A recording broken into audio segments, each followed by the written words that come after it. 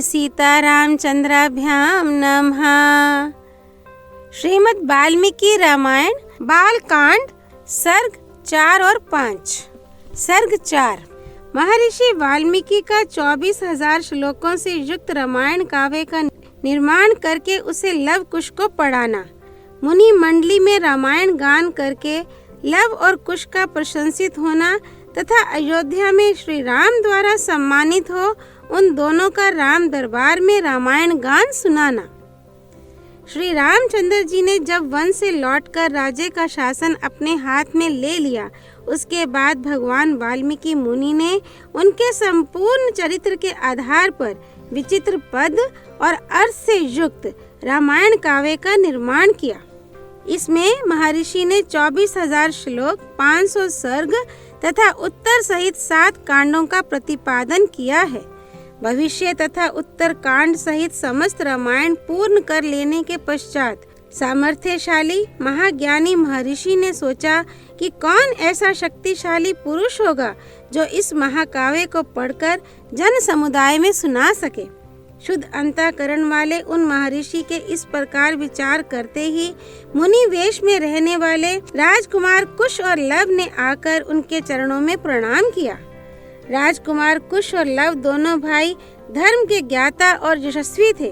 उनका स्वर बड़ा ही मधुर था और वे मुनि के आश्रम पर ही रहते थे। उनकी धारणा शक्ति अद्भुत थी और वे दोनों ही वेदों में पारंगत हो चुके थे। भगवान वाल्मीकि ने उनकी ओर देखा और उन्हें सुयोग्य समझकर उत्तम व्रत का पालन करने वाले उन महर्षि ने वेदार्थ का विस्तार के साथ ज्ञान कराने के लिए उन्हें सीता के चरित्र से युक्त संपूर्ण रामायण नामक महाकाव्य का, जिसका दूसरा नाम पलस्त्य वध अथवा दशानन वध था, अध्ययन कराया। वह महाकाव्य पढ़ने और गाने में भी मधुर, द्रुत, मध्य और विलंबित, इन तीनों गतियों से अन्वित, षडज आदि 7 स्वरों से युक्त, वीणा बजाकर स्वर और ताल के साथ गाने योग्य तथा श्रृंगार, करुण, हास्य, रौद्र, भयानक तथा वीर आदि सभी रसों से अनुप्राणित है। दोनों भाई कुश और लव इस महाकाव्य को पढ़कर उसका गान करने लगे। वे दोनों भाई गांधर्व विद्या, संगीत शास्त्र के तत्वज्ञ, स्थान और मूर्छना के जानकार, मधुर स्वर से संपन्न तथा गंधर्वों के समान मनोहर रूप वाले थे। सुंदर रूप और शुभ लक्षण उनकी सहज संपत्ति थे। वे दोनों भाई बड़े मधुर स्वर से वार्तालाप करते थे। जैसे बिंब से प्रतिबिंब प्रकट होते हैं, उसी प्रकार श्री राम के शरीर से उत्पन्न हुए वे दोनों राजकुमार दूसरे युगल श्री राम ही प्रतीत होते थे। वे दोनों राजपुत्र सब लोगों की प्रशंसा के पात्र थे। उन्होंने उस धर्मानुकूल उत्तम उपाख्यान में संपूर्ण काव्य को जीवाग्र कर लिया था और जब कभी ऋषियों, ब्राह्मणों तथा साधुओं का समागम होता था, उस समय उनके बीच में बैठकर वे दोनों तत्वज्ञ बालक एकाग्रचित हो रामायण का गान किया करते थे। एक दिन की बात है, बहुत से शुद्ध अंतःकरण वाले महर्षियों की मंडली एकत्र हुई थी। उसमें महान सौभाग्यशाली तथा समस्त शुभ लक्षणों से सुशोभित महामनस्वी कुश और लव भी उपस्थित थे। उन्होंने बीच सभा में उन महात्माओं के समीप बैठकर उस रामायण काव्य का गान किया। उसे सुनकर सभी मुनियों के नेत्रों में आंसू भर आए और वे अत्यंत विस्मय विमुग्ध होकर उन्हें साधुवाद देने लगे। मुनि धर्म वत्सल तो होते ही हैं। वह धार्मिक उपाख्यान सुनकर उन सबके मन में बड़ी प्रसन्नता हुई।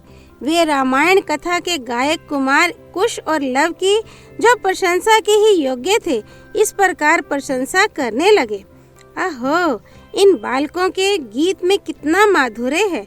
श्लोकों की मधुरता तो और भी अद्भुत है। यद्यपि इस काव्य में वर्णित घटना बहुत दिनों पहले हो चुकी है, तो भी इन दोनों बालकों ने इस सभा में प्रवेश करके एक साथ ऐसे सुंदर भाव से स्वर संपन्न राग युक्त मधुर गान किया है कि वे पहले की घटनाएं भी प्रत्यक्ष सी दिखाई देने लगी हैं, मानो अभी अभी आंखों के सामने घटित हो रही हों।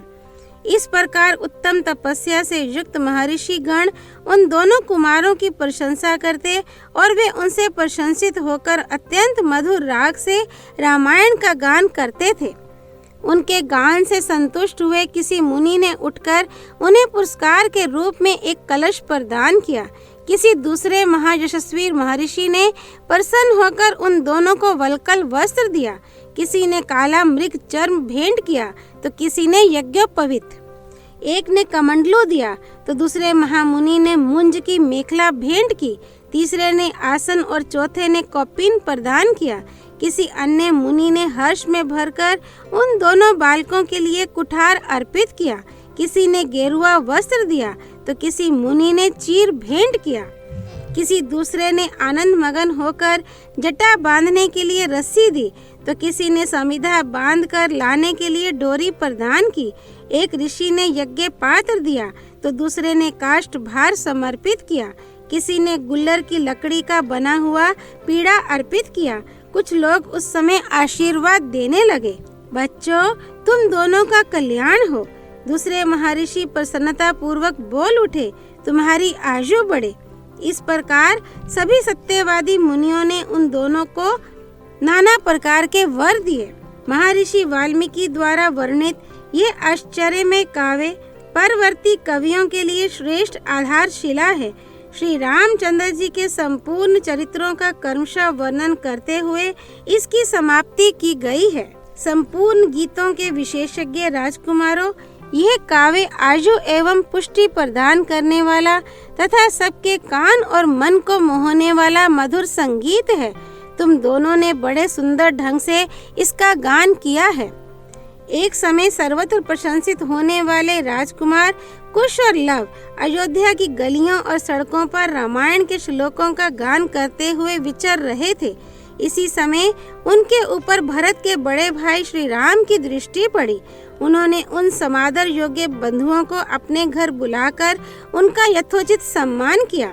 तदनंतर शत्रुओं का संहार करने वाले श्री राम सुवर्णमय दिव्य सिंहासन पर विराजमान हुए। उनके मंत्री और भाई भी उनके पास ही बैठे थे। उन सबके साथ सुंदर रूप वाले उन दोनों विनयशील भाइयों की ओर देखकर श्री रामचंद्र जी ने भरत, लक्ष्मण और शत्रुघ्न से कहा, ये देवता के समान तेजस्वी दोनों कुमार विचित्र अर्थ और पदों से युक्त मधुर काव्य बड़े सुंदर ढंग से गाकर सुनाते हैं। तुम सब लोग इसे सुनो। यूं कहकर उन्होंने उन दोनों भाइयों को गाने की आज्ञा दी। आज्ञा पाकर वे दोनों भाई वीणा के लय के साथ अपने मन के अनुकूल तार उच्च एवं मधुर स्वर में राग अलापते हुए रामायण काव्य का गान करने लगे। उनका उच्चारण इतना स्पष्ट था कि सुनते ही अर्थ का बोध हो जाता था। उनका गान सुनकर श्रोताओं के समस्त अंगों में हर्ष जनित रोमांच हो आया तथा उन सबके मन और आत्मा में आनंद की तरंगें उठने लगी। उस जनसभा में होने वाला वह गान सबके श्रवणेंद्रियों को अत्यंत सुखद प्रतीत होता था।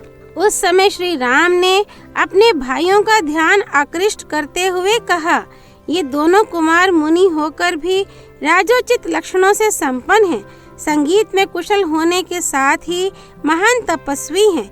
ये जिस चरित्र का प्रबंध काव्य का गान करते हैं वह शब्दार्थ अलंकार उत्तम गुण एवं सुंदर रीति आदि से युक्त होने के कारण अत्यंत प्रभावशाली है। मेरे लिए भी अभ्युदय कारक है, ऐसा वृद्ध पुरुषों का कथन है। अतः तुम सब लोग ध्यान देकर इसे सुनो। तदनंतर श्री राम की आज्ञा से प्रेरित हो वे दोनों भाई मार्ग विधान की रीति से रामायण का गान करने लगे। सभा में बैठे हुए भगवान श्री राम भी धीरे धीरे उनका गान सुनने में तन्मय हो गए। सर्ग 4 संपूर्ण। सर्ग 5 राजा दशरथ द्वारा सुरक्षित अयोध्यापुरी का वर्णन।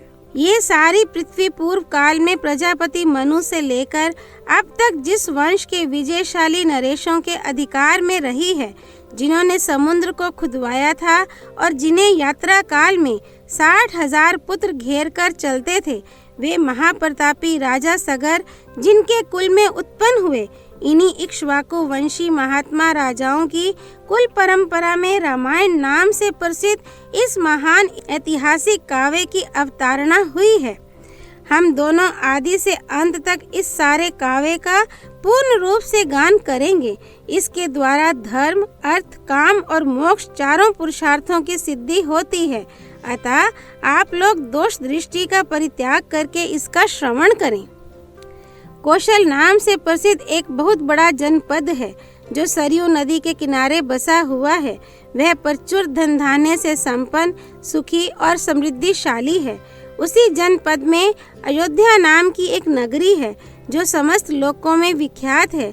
उस पुरी को स्वयं महाराज मन्नु ने बनवाया और बसाया था। वह शोभाशालिनी महापुरी 12 योजन लंबी और 3 योजन चौड़ी थी। वहाँ बाहर के जनपदों में जाने का जो विशाल राजमार्ग था, वह उभय पार्श्व में विविध वृक्षावलियों से विभूषित होने के कारण सुस्पष्टतया अन्य मार्गों से विभक्त जान पड़ता था। सुंदर विभाग पूर्वक बना हुआ महान राजमार्ग उस पुरी की शोभा बढ़ा रहा था। उस पर खिले हुए फूल बिखेरे जाते थे तथा प्रतिदिन उस पर जल का छिड़काव होता था। जैसे स्वर्ग में देवराज इंद्र ने अमरावती पुरी बसाई थी, उसी प्रकार धर्म और न्याय के बल से अपने महान राष्ट्र की वृद्धि करने वाले राजा दशरथ ने अयोध्या पुरी को पहले की अपेक्षा विशेष रूप से बसाया था। वह पुरी बड़े बड़े फाटकों और किवाड़ों से सुशोभित थी। उसके भीतर पृथक पृथक बाजारें थी। वहाँ सब प्रकार के यंत्र और अस्त्र शस्त्र संचित थे। उस पुरी में सभी कलाओं के शिल्पी निवास करते थे। स्तुति पाठ करने वाले सूत और वंशावली का बखान करने वाले मागध वहाँ भरे हुए थे। वह पूरी सुंदर शोभा से संपन्न थी। उसकी सुषमा की कहीं तुलना नहीं थी। वहाँ ऊंची ऊंची अटालिकाएं थीं जिनके ऊपर ध्वज फहराते थे। सैकड़ों शतघनियों तोपों से वह पूरी व्याप्त थी। उस पुरी में ऐसी बहुत सी नाटक मंडलियां थीं जिनमें केवल स्त्रियां ही नृत्य एवं अभिनय करती थीं। उस नगरी में चारों ओर उद्यान तथा आमों के बगीचे थे।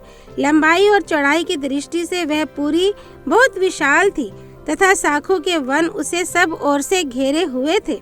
उसके चारों ओर गहरी खाई खुदी थी जिसमें प्रवेश करना या जिसे लांघना अत्यंत कठिन था।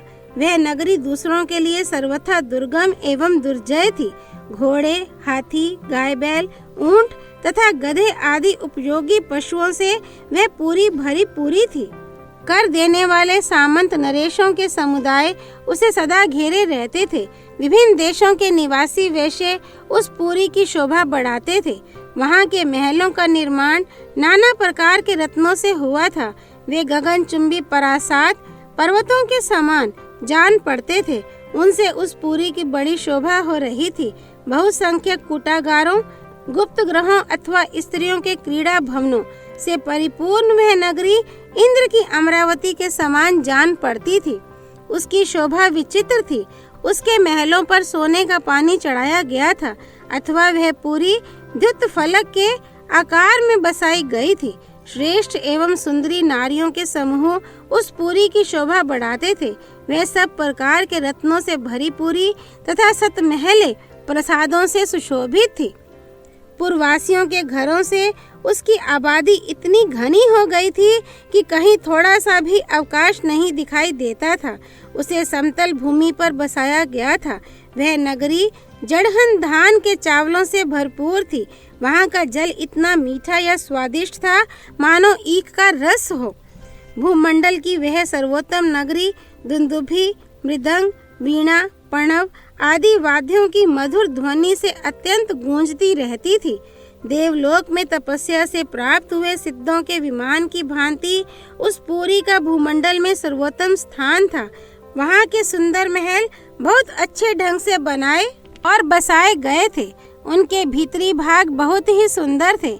बहुत से श्रेष्ठ पुरुष उस पुरी में निवास करते थे। जो अपने समूह से बिछुड़कर असहाय हो गया हो, जिसके आगे पीछे कोई ना हो, अर्थात जो पिता और पुत्र दोनों से हीन हो तथा जो शब्द वेदी बाण द्वारा बेधने योग्य हो, अथवा युद्ध से हार कर भागे जा रहे हों, ऐसे पुरुषों पर जो लोग बाणों का प्रहार नहीं करते, जिनके सधे सधाए हाथ शीघ्रता पूर्वक लक्ष्य भेद करने में समर्थ हैं, अस्त्र शस्त्रों के प्रयोग में कुशलता प्राप्त कर चुके हैं, तथा जो वन में गरजते हुए मतवाले सिंहों, व्याघ्रों और सुअरों को तीखे शस्त्रों से एवं भुजाओं के बल से भी बलपूर्वक मार डालने में समर्थ हैं, ऐसे सहस्त्रों महारथी वीरों से अयोध्या पूरी भरी पूरी थी। उसे महाराज दशरथ ने बसाया और पाला था। अग्निहोत्री, शमदम आदि उत्तम गुणों से संपन्न तथा 6 अंगों सहित संपूर्ण वेदों के पारंगत विद्वान श्रेष्ठ ब्राह्मण उस पुरी को सदा घेरे रहते थे। वे सहस्त्रों का दान करने वाले और सत्य में तत्पर रहने वाले थे।